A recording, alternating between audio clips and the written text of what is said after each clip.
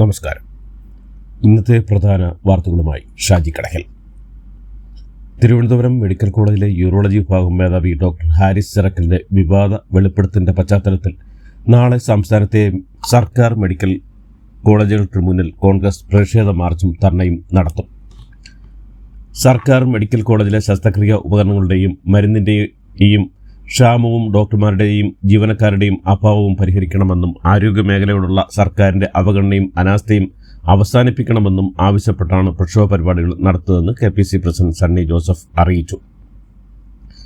സത്യസന്ധനായ കഠിനാധ്വാനിയായ ഡോക്ടറാണ് ഹാരിസ് ചിറക്കലെന്നും ഡോക്ടർ പറഞ്ഞത് സിസ്റ്റത്തിന്റെ പ്രശ്നമാണെന്നും ഡോക്ടർ പറഞ്ഞതെല്ലാം അന്വേഷിക്കുമെന്നും ആരോഗ്യമന്ത്രി വീണ ജോർജ്. നമ്മുടെ ആശുപത്രിയിൽ കൂടുതൽ തസ്തികകൾ അനുവദിച്ചിട്ടുണ്ടെന്നും പ്രശ്നങ്ങൾ പരിഹരിക്കാൻ സർക്കാർ ശ്രമിക്കുന്നുവെന്നും 1600 കോടി ഒരു വർഷം സംസ്ഥാനം നൽകിയെന്നും മന്ത്രി വിശദീകരിച്ചു. ആരോഗ്യമന്ത്രിയുടെ ഓഫീസിൽ വേറെ ആരോ ആണ് ഭരിക്കുന്നതെന്നും തിരുവനന്തപുരം മെഡിക്കൽ കോളേജിലെ ചികിത്സാ പ്രതിസന്ധിയുമായി ബന്ധപ്പെട്ട വാർത്താ വിവാദം ആയപ്പോഴാണ് മന്ത്രി വീണ ജോർജ് അറിഞ്ഞതെന്നും പ്രതിപക്ഷ നേതാവ് VD സതീശൻ. ആരോഗ്യ കേരളം വെന്റിലേറ്ററിൽ ആണെന്നും പ്രതിപക്ഷം ആവർത്തിച്ച് പറഞ്ഞ കാര്യങ്ങളാണ് ഡോക്ടർ ഹാരിസ് തുറന്നു പറഞ്ഞതെന്നും VD സതീശൻ പറഞ്ഞു. കാരുണ്യ ആരോഗ്യ സുരക്ഷാ പദ്ധതി ഇല്ലാതായെന്നും അങ്ങനെ പല പദ്ധതികളും ഇല്ലാതായെന്നും VD സതീശൻ പറഞ്ഞു. ഡോക്ടർ ഹാരിസിന്റെ വെളിപ്പെടുത്തലുകളെ തള്ളി Thiruvananthapuram medical college principal doctor PK Jabbar. യൂറോളജിയിലെ ഒരു പർച്ചേസ് ഓർഡർ ഫയലും കെട്ടി കിടക്കുന്നില്ലെന്നാണ് ഡോക്ടർ PK ജബ്ബാർ പറഞ്ഞത്. മെഡിക്കൽ കോളേജിൽ ഉപകരണങ്ങളില്ലെന്ന് ഒരു വർഷമായി പ്രിൻസിപ്പാളിനെയും സൂപ്രണ്ടിനെയും അറിയിച്ച നടപടിയില്ലെന്നും ഇന്നലെയും ഡോക്ടർ ഹാരിസ് ആവർത്തിച്ചിരുന്നു. അലംഭാവത്തിന്റെയും കെടുകാര്യസ്ഥതയുടെയും കേന്ദ്രമായി സർക്കാർ മെഡിക്കൽ കോളേജുകൾ മാറിയെന്ന് AIC general secretary KC Venugopal MP. സർക്കാർ മെഡിക്കൽ കോളേജുകളിലെ സ്ഥലമാറ്റത്തിൽ സുതാര്യതയില്ലെന്നും ഒഴിവുകൾ നിർത്തുന്നില്ലെന്നും കേരളത്തിലെ ആരോഗ്യമേഖലയിലെ ദയനീയമായ അവസ്ഥയാണെന്നും വേണുഗോപാൽ പറഞ്ഞു. പൊതുജന ആരോഗ്യത്തെ സർക്കാർ തകർച്ചയിലേക്ക് നയിക്കുന്നുവെന്നും ഒരു ഡോക്ടർ ഗത്യന്തരമില്ലാതെയാണ് അത് പറഞ്ഞതെന്നും KC വേണുഗോപാൽ കൂട്ടിച്ചേർത്തു. മെഡിക്കൽ കോളേജുകളുടെ അടിസ്ഥാന സൗകര്യവും ചികിത്സാ സംവിധാനവും മെച്ചപ്പെടുത്താൻ കഴിഞ്ഞ സാമ്പത്തിക വർഷം ബജറ്റിൽ നീക്കിവെച്ച 401.24 കോടിയിൽ നിന്ന് സാമ്പത്തിക പ്രതിസന്ധിയുടെ പേരിൽ 146.89 കോടി രൂപ വെട്ടിക്കുറച്ചെന്ന് റിപ്പോർട്ടുകൾ. ഇങ്ങനെ ഫണ്ട് കുത്തനെ കുറഞ്ഞതാണ് മെഡിക്കൽ കോളേജുകൾ നേരിടുന്ന പ്രതിസന്ധിക്ക് കാരണമെന്നാണ് പൊതുവെയുള്ള വിലയിരുത്തൽ. ഡോക്ടർ ഹാരിസ് ചിറക്കലിന്റെ വെളിപ്പെടുത്തൽ അന്വേഷണ സമിതി നിയോഗിച്ച് ഉത്തരവിറങ്ങി. 4 പേരാണ് സമിതിയിലുള്ളത്. വെളിപ്പെടുത്തൽ സമഗ്ര അന്വേഷണം നടത്തി റിപ്പോർട്ട് സമർപ്പിക്കാനാണ് കർശന നിർദ്ദേശം നൽകിയിരിക്കുന്നത്. റാഗിംഗ് തടയുന്നത് സംബന്ധിച്ച് ചട്ടങ്ങൾ പാലിക്കാത്തതിന് 3 IMMകളും 4 IITകളും ഉൾപ്പെടെ രാജ്യത്തെ 89 ഉന്നത വിദ്യാഭ്യാസ സ്ഥാപനങ്ങൾക്ക് UGC കാരണം കാണിക്കൽ നോട്ടീസ് അയച്ചതിൽ കേരളത്തിലെ 5 സ്ഥാപനങ്ങളും കേരള കലാമണ്ഡലവും പാലക്കാട് AITയും തിരുവനന്തപുരത്തെ APJ അബ്ദുൽ കലാം സാങ്കേതിക സർവകലാശാലയും മലപ്പുറത്തെ തുഞ്ചത്ത് എഴുത്തച്ഛൻ മലയാള സർവകലാശാലയും കൊല്ലത്തെ ശ്രീനാരായണ ഗുരു ഓപ്പൺ സർവകലാശാലയുമാണ് കേരളത്തിൽ നോട്ടീസ് ലഭിച്ചുള്ള സ്ഥാപനങ്ങൾ. 30 ദിവസം ചട്ടങ്ങൾ പാലിച്ചെങ്കിൽ സ്ഥാപനങ്ങളുടെ അംഗീകാരവും ഫണ്ടും പിൻവലിക്കുന്ന ഉൾപ്പെടെയുള്ള നടപടികളുണ്ടാകുമെന്ന് ജൂൺ 9 അയച്ച കത്തിൽ UGC വ്യക്തമാക്കി. തീവണ്ടി പുറപ്പെടുന്നതിന് 8 മണിക്കൂർ മുമ്പ് റിസർവേഷൻ ചാർട്ട് പ്രസിദ്ധീകരിക്കാൻ തീരുമാനിച്ചു റെയിൽവേ. നിലവിൽ 4 മണിക്കൂർ മുമ്പാണ് ചാർട്ട് തയ്യാറാക്കുന്നത്. അവസാന നിമിഷം ചാർട്ട് തയ്യാറാക്കുന്നത് കാരണം വെയിറ്റിംഗ് ലിസ്റ്റ് ടിക്കറ്റുകാർ നേരിടുന്ന അനിശ്ചിതത്വം ഒഴിവാക്കാനാണ് പുതിയ തീരുമാനം. അതേസമയം തീവണ്ടികളിലെ വെയിറ്റിംഗ് ലിസ്റ്റ് ടിക്കറ്റുകൾ ബെർത്തിന്റെ എണ്ണത്തിൽ 20% വെട്ടിക്കുറച്ച നടപടി റെയിൽവേ ബോർഡ് പിൻവലിച്ചു. യാത്രക്കാരിൽ നിന്ന് റെയിൽവേയുടെ വിവിധ ഭാഗങ്ങളിൽ നിന്നും പരാതി ഉയർന്ന പശ്ചാത്തലത്തിലാണിത്. തൃശൂർ പുതുക്കാട് നവജാത ശിശുക്കളെ അവിഹിതരായ മാതാപിതാക്കൾ കൊലപ്പെടുത്തി കുഴിച്ചിട്ട സംഭവത്തിൽ കൂടുതൽ വിവരങ്ങൾ പോലീസ് പുറത്തുവിട്ടു. വിവേകേതര ബന്ധത്തിലുണ്ടായ 2 കുഞ്ഞുങ്ങളെ കൊലപ്പെടുത്തി കുഴിച്ചിട്ടെന്നും അതിന്റെ അവശിഷ്ടങ്ങൾ തന്റെ കൈവശമുണ്ടെന്നും പറഞ്ഞ് തൃശൂർ പോലീസ് സ്റ്റേഷനിലേക്ക് ഫാവിൻ എന്ന യുവാവ് എത്തിയത്.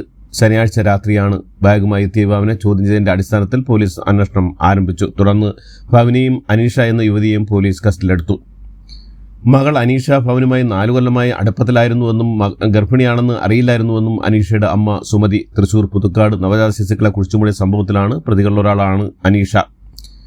തൃശൂർ പുതുക്കാട് നവജാത ശിശുക്കളെ കൊന്നുകുടിച്ചിട്ട സംഭവത്തിൽ അയൽവാസിയുടെ നിർണായക വെളിപ്പെടുത്തൽ. പോലീസ് കസ്റ്റഡിയിലുള്ള അനീഷ 3 കൊല്ലം മുമ്പാണ് വീടിന് പിന്നിൽ കുഴിയെടുക്കുന്നത് കണ്ടിരുന്നുവെന്നാണ് അയൽവാസി ഗിരിജയുടെ വെളിപ്പെടുത്തൽ. അനീഷ ആദ്യത്തെ കുഞ്ഞിനെ പ്രസവിച്ചെന്ന് പറയപ്പെടുന്ന സമയത്തായിരുന്നു സംഭവം. തൃശൂർ പുതുക്കാട് 2 നവജാത ശിശുക്കളെയും അമ്മ കൊലപ്പെടുത്തിയെന്ന് FIR. 2021 നവംബർ 6 അനീഷ ആദ്യം കുഞ്ഞിനെ ശ്വാസം മുട്ടിച്ചു കൊന്നത്. 2024 ആഗസ്റ്റ് 29 രണ്ടാമത്തെ കുഞ്ഞിനെയും അനീഷ കൊന്നു എന്നാണ് FIRൽ ഉള്ളത്. പുതുക്കാട്ട് അവിവാഹിതരായ മാതാപിതാക്കൾ നവജാത ശിശുക്കളെ കൊലപ്പെടുത്തി കുഴിച്ചുമൂടിയ സംഭവത്തിൽ 12 മണിക്കൂർ നീണ്ട ചോദ്യത്തിനൊടുവിൽ പ്രതികളുടെ അറസ്റ്റ് രേഖപ്പെടുത്തി പോലീസ്. കേസുമായി ബന്ധപ്പെട്ടു ആമ്പല്ലൂർ ചേനക്കാല ഭവൻ, വെള്ളിക്കുളങ്ങര, നൂലുവള്ളി, മുല്ലക്കപ്പറവിൽ അനീഷ എന്നിവരെയാണ് പോലീസ് കസ്റ്റഡിയിൽ എടുത്തത്. മുല്ലപ്പെരിയാർ അണക്കെട്ടിന്റെ 13 ഷട്ടറുകൾ 10 സെന്റിമീറ്റർ വീതം ഉയർത്തി സെക്കൻഡിൽ 250 ഘനയടി വെള്ളം വീതമാണ് നിലവിൽ പുറത്തേക്ക് ഒഴുക്കിവിടുന്നതെന്ന് തമിഴ്നാട് അറിയിച്ചു. ജലനിരപ്പ് 136.25 അടിയിലേക്ക് ഉയർന്നതാണ് ഷട്ടറുകൾ തുറന്നത്. പെരിയാർ നദിയിലൂടെ ഒഴുകിയാണ് വെള്ളം ഇടുക്കി അണക്കെട്ടിൽ എത്തേണ്ടത്. പെരിയാറിൽ ജലനിരപ്പ് ഉയരുമെന്നതിനാൽ തീരത്തുള്ളവർ ജാഗ്രത പാലിക്കണമെന്നും ആശങ്കപ്പെടേണ്ട സാഹചര്യമില്ലെന്നും ജില്ലാ കളക്ടർ അറിയിച്ചു. ഗവർണറാണ് പ്രോട്ടോകോൾ ലംഘിച്ചതെന്നും ഭാരതമ്പെ വെച്ചിട്ടുള്ള ഒരു പരിപാടിക്കുമില്ലെന്നും 2 RSS പ്രവർത്തകരാണ് രാജ്ഭവനിലെ കാര്യങ്ങൾ നിയന്ത്രിക്കുന്നതെന്നും മന്ത്രി വി ശിവൻകുട്ടി. രാഹുൽ ഗാന്ധിയുടെ നിരീക്ഷണം ചരിത്രപരമായി ശരിയായിരിക്കാമെന്നും ഭരണഘടന അംഗീകരിക്കുന്ന വേളയിൽ അതിന്റെ പോരായ്മയായി ഗോൾവാക്കർ അടക്കം ചൂണ്ടിക്കാട്ടി അതിൽ മനസ്സുപ്രീതമായി ഒന്നുമില്ലെന്നുമാണ്. എന്നാൽ അക്കാലത്ത് RS മുന്നോട്ട് വന്നു കഴിഞ്ഞുവെന്നുമാണ് താൻ കരുതുന്നതും ശശി തരൂർ. ഒരു ഉപതെരഞ്ഞെടുപ്പിൽ വലതുമുന്നണി ജയിച്ചതേ ഉള്ളൂ, അപ്പോഴേക്കും കേരളത്തിലെ സർവ്വമത വിഷജീവികളും മാളം വിട്ട് പുറത്തുവന്ന് തിമിർത്താടുകയാണെന്നും ശ്രദ്ധിച്ചാൽ കേരളത്തിന് കൊള്ളാമെന്നും എഴുത്തുകാരൻ ബെന്യാമിൻ്റെ ഫേസ്ബുക്ക് പോസ്റ്റ്. എഴുത്തുകാർ സാധാരണ പൗരന്മാരാണെന്നും അവർക്കും ഇന്ത്യൻ ഭരണഘടനയും ജനാധിപത്യവും അനുവദിച്ചിരിക്കുന്ന എല്ലാ അവകാശങ്ങളുമുണ്ടെന്നും ബെന്യാമിൻ പറഞ്ഞു. അവർ രാഷ്ട്രീയം പറയും, വോട്ട് ചെയ്യും, വോട്ട് ചോദിക്കുമെന്നും ബെന്യാമിൻ്റെ പോസ്റ്റിലുണ്ട്. എഴുത്തുകാരുടെ രാഷ്ട്രീയം അവരുടെ സാഹിത്യത്തിൽ പ്രതിഫലിക്കുമെന്നും സ്വന്തം രാഷ്ട്രീയ കാഴ്ചപ്പാട് പരസ്യപ്പെടുത്താനോ വേണ്ടോ എന്ന് തീരുമാനിക്കേണ്ടത് എഴുത്തുകാരാണെന്നും KR മീരയുടെ ഫേസ്ബുക്ക് കുറിപ്പ്. എഴുത്തുകാർ സ്വന്തം അഭിപ്രായം തുറന്നു പറയുന്നതിന്റെ പേരിൽ അധിക്ഷേപിക്കുന്നവർ ജനാധിപത്യ വിശ്വാസികളല്ലെന്നും KR മീര ചൂണ്ടിക്കാട്ടി. CPM സംസ്ഥാന കമ്മിറ്റിയിൽ CPM സംസ്ഥാന സെക്രട്ടറി MV ഗോവിന്ദനെ വിമർശിക്കുന്ന ആരോപണത്തിന് മറുപടിയുമായി മുതിർന്ന CPM നേതാവ് P ജയരാജൻ വിമർശനവും സ്വയം വിമർശനവും മറ്റ് രാഷ്ട്രീയ പാർട്ടികൾക്ക് ഇല്ലാത്തതും കമ്മ്യൂണിസ്റ്റ് പാർട്ടിക്കുള്ളതുമായ ഒരു സവിശേഷതയാണെന്നും CPMനെ തകർക്കുകയാണ് വാർത്തകൾ കൊണ്ട് രക്ഷപ്പെടുന്നതെന്നും അദ്ദേഹം ഫേസ്ബുക്കിൽ കുറിച്ചു. സുരേഷ് ഗോപി നായകനായ Janaki versus state of Kerala എന്ന ചിത്രത്തിന് പ്രദർശനം നൽകാത്ത വിമർശനവുമായി സംഘപരിവാർ സംഘടനയായ തപസ്യ. സെൻസർ ബോർഡ് നിലപാട് ബാലിശമാണെന്ന് കുറ്റപ്പെടുത്തിയ തപസ്യ ഇപ്പോൾ ഇത്തരം ഒരു വിലക്ക് ഏർപ്പെടുത്തുന്ന സാഹചര്യം എന്താണെന്ന് CBFC വ്യക്തമാക്കണമെന്നും ആവശ്യപ്പെട്ടു.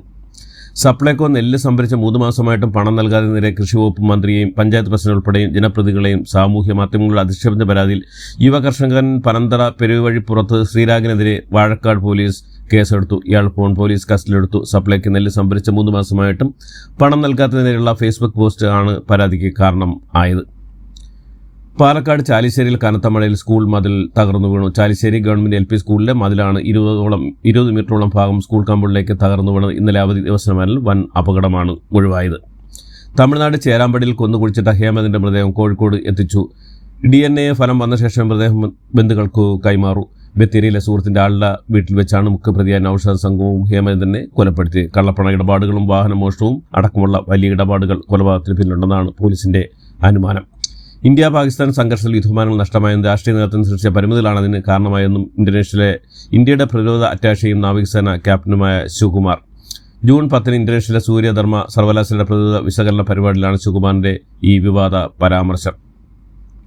മൻ കി ബാത്തിൽ മൊറാർജി ദേശായിയുടെ സംഭാഷണം കേൾപ്പിച്ച് പ്രധാനമന്ത്രി നരേന്ദ്രമോദി അടിയന്തരാവസ്ഥ ഏർപ്പെടുത്തിയവർ ഭരണഘടനയെ അട്ടിമറിക്കുക മാത്രമല്ല ജുഡീഷ്യൽ സംവിധാനത്തെയും നോക്കുകുത്തിയാക്കുകയാണെന്നും എന്നാൽ ജനങ്ങൾ ജനാധിപത്യത്തെ പിന്നോട്ട് പോകാൻ അനുവദിച്ചില്ലെന്നും അവസാനം ജനങ്ങൾ തന്നെയാണ് ജയിച്ചതെന്നും അടിയന്തരാവസ്ഥയ്ക്കെതിരെ പോരാടിയവരെ നിരന്തരം ഓർമ്മിപ്പിക്കണമെന്നും അദ്ദേഹം പറഞ്ഞു. ഇതോടുകൂടി ഇന്നത്തെ വാർത്തകൾ അവസാനിക്കുന്നു. എല്ലാവർക്കും നന്ദി, നമസ്കാരം.